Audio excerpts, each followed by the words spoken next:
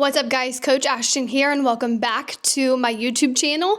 Per last week, I decided that every single Tuesday, I'll be getting on here to do a Teaching Tuesday, posting just a little bit of education.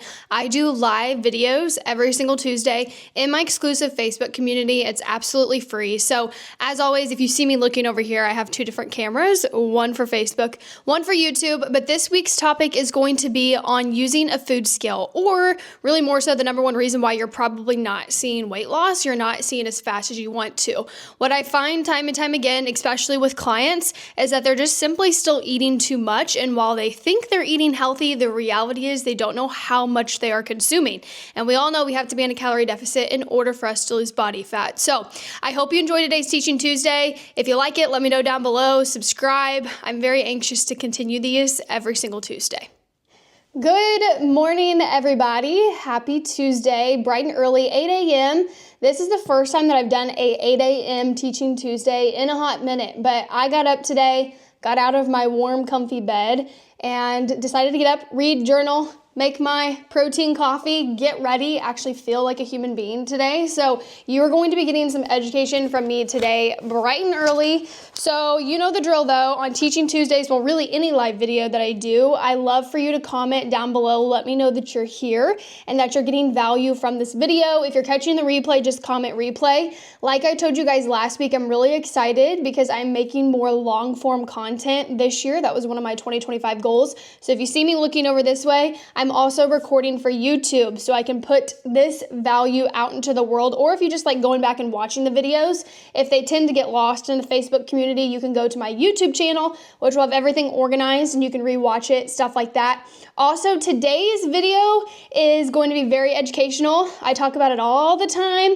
but I think we forget this simple fundamental thing that you're probably not intentionally doing, but I know you can probably do a better job at prioritizing this in order to help you lose the body fat that you're wanting to get rid of. Because I know all of y'all are getting anxious. Summer's right around the corner. So I know fat loss is definitely something that a lot of you are wanting to prioritize. So again, let me know you're here. And if you're catching the replay, comment replay. So to get into it then, today's Teaching Tuesday, and before I lose you, you just have to stay and listen to why this is such an important topic. How and why do we use a food scale? So I know when I posted this live video, it said one of the number one reasons why you're not losing weight. But guys, this is the reality. You're not in a calorie deficit. As much as you think you are, as much as you think you're eating healthy, you have no clue what it is that you're consuming if you're, one, not tracking your macros or your food, and two, if you're not in a calorie deficit. So I hate to say it, I'm not saying what you're doing isn't good, that you're not trying to prioritize more good quality foods. Maybe you've cut out processed foods, you've cut out sodas, maybe you're trying to eat more lean proteins, fruits and vegetables, but that doesn't mean that you're not still eating too much. Doesn't matter if you're eating the right things either. You could still be eating too much and you're not in that calorie deficit that you need to be in order to lose body fat. So one thing that I used on my journey when I started off, and I still use it to this day, it's not something that I prioritize every single day. I mean, I'll just be 100% honest with you. I have gotten myself to the point where I can eyeball 5 ounces of chicken. I can eyeball 6 ounces of ground beef if I need to, and that's the goal for you here. So I just want to say that and make sure that you understand you're not going to have to use a food scale for the rest of your life, but you need to use this in order for you to understand the amount of food that you're actually consuming. So if you are serious, which I know all of you are, about your goals, the food scale is something that you need to prioritize, plain and simple. And you may think that it is the worst thing ever, it's obsessive, that you just don't have time for it. Well, then the reality is you're probably not going to get from point A to point B when it comes to your goals as fast as possible. That's just the reality of it. You have to be willing to try. You have to be willing to give an effort. You have to be willing to actually watch your weight fluctuate while you're weighing the food on your scale, like seeing what your body composition is doing while prioritizing measuring food. So just do this for me. Do it for 2 weeks. You can do anything for 14 days. Weigh your food out, put yourself in a calorie deficit, and I promise you'll see weight loss, one, and you'll see a difference in your composition. You probably won't be as bloated either. So here is why you need a food scale and how we use it correctly. I'm gonna do the best I can. I should have probably done this video in my kitchen, but I brought pistachios and peanut butter back here. But you get what I'm doing here. We're gonna go through it. So portion sizes are deceiving. A serving of peanut butter, your spoonful, is probably 2 to 3 times what it actually says on the label. And that one hurts because I don't know how many of you just scoop out your peanut butter and you're like, oh, this is about a tablespoon. I'll measure that. Been there, done that. Or another one is your dressings for your salads. You're just eyeballing it. You're like, oh, that's not very much. That's about a tablespoon. Hit home for anybody? Because that was me. I was lazy. I did not want to put it on the food scale. I did not want to actually see what it is that I was consuming, which just simply meant that I was consuming too many calories, and there was no wonder why I wasn't seeing fat loss. So again, trying to make yourself understand you're consuming too much. And without having this wonderful thing here, you have no idea. Eyeballing is inaccurate. That kind of goes back to what I just said with the salad dressings and the peanut butter. Eating too much does backfire, okay?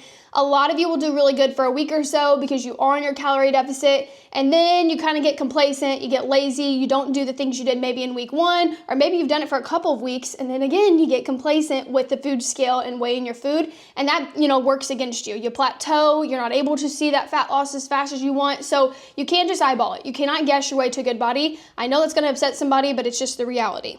The other thing is labels can be misreading, okay? I don't know if any of you follow me on Instagram, but I posted a very educational video the other day. A lot of you actually liked it, and it was about how deceiving the back of the labels are. I did it with True Frus. I wanted a sweet treat, so I got the True Frus out. On the back of the True Frus, I think like 2 or 3 pieces was 2 to 3 ounces, but I weighed 2 to 3 pieces and it was more than 2 to 3 ounces. So I was getting an extra couple hundred calories from those 3 True Frus when the reality is 2 to 3 ounces was only 2 pieces. So you get where I'm going here. The same thing goes for these pistachios. If I was going to weigh this out, on the back of this bag, it says a half a cup with shells is about 28 grams. So what I would encourage you to do, put your bowl on this food scale, zero it out. You always want to tear or tar it out. I don't know how to say that word. If not, it's going to add in weight that you don't need to have on your scale when you're actually prioritizing this. So you would put your plate, your bowl, whatever it is you're going to put these pistachios on, a baggie on here, and then you want to weigh out 28 grams, which is 160 calories. So if you just go based off half a cup and you're just eyeballing that, you're throwing it in your baggie and you're going, you could be getting 200, 250 calories versus the 160 that the actual serving size is for 28 grams. So you get where I'm going here. If you're doing this with all of your food, all of your snacks, again, with your peanut butter that you're putting on your protein waffles in the morning, or I don't even know what else, you're drizzling it on top of your oats, whatever that may be, you can understand how you're getting more calories in, and you're not meaning to. You're being and doing the best that you can, but the reality is you're not weighing it and measuring it to know the exact amount that you're consuming. So I know this can seem obsessive. I know it can seem like a lot, but guys, this is how you learn about how to make sure you're in your calorie deficit, how to make sure that you're being honest with yourself, how you understand and you know how you got to where you're at. Holy hell, how did I gain this 20 pounds? Well, because we were eating too much. We weren't actually prioritizing what a normal serving size is. You just didn't know it. I always say lack of education, lack of knowledge when it comes to nutrition, that's what got you to where you're at, okay? So now we don't have any excuses. If you're watching this video, if you're watching on YouTube, if you follow me on any social media platforms, the things I post about nutrition are to help set you up for success, not to make you miserable. So to kind of go over those one more time in case I lost you, why a food scale matters. 1, portion sizes are deceiving. You think that your 4 ounces of chicken is 4 ounces, but it could be 6 ounces if you're not weighing yourself, which means you're eating more calories, which means you're not in your calorie deficit. Or we could even say your bites, licks, and taste of your kids' Dino Nuggets, or of your kids' French fries, or of the, crackers that they eat on a daily basis. You think those calories don't count, but you don't know how much you consumed, okay? Those calories do count. Eyeballing is inaccurate. You can't just eyeball a tablespoon of peanut butter. Peanut butter is high in fat and calories, so are pistachios. You have to weigh this out so you know what it is that you're consuming. Eating too little also backfires. So I think I kind of forgot to talk about that. I talked about that last week on last week's Teaching Tuesday about how some of you are under eating. You're not eating the amount of protein you need to be consuming. You're not getting in the calories that you need to be. You're running your leg until your legs fall off doing cardio and you're working out. It's because you're under eating. So there is kind of that happy medium. It's not a one size fits all. And then the last thing is labels can be misleading. So those are the reasons why a food scale matters and why you need to prioritize them. So now let's talk about a few ways to use your food scale properly. Again, I should have been in my kitchen for this video, but we're just gonna make do. Always measure in ounces or grams if possible. In my personal opinion, grams and ounces are the easiest way to go. When you turn your food scale on, guys, this is like $10 off of Amazon. You spend $10 on a coffee and you go through the drive-thru to get fast food for $10 for breakfast, you can buy a $10 food scale, okay? Priorities here.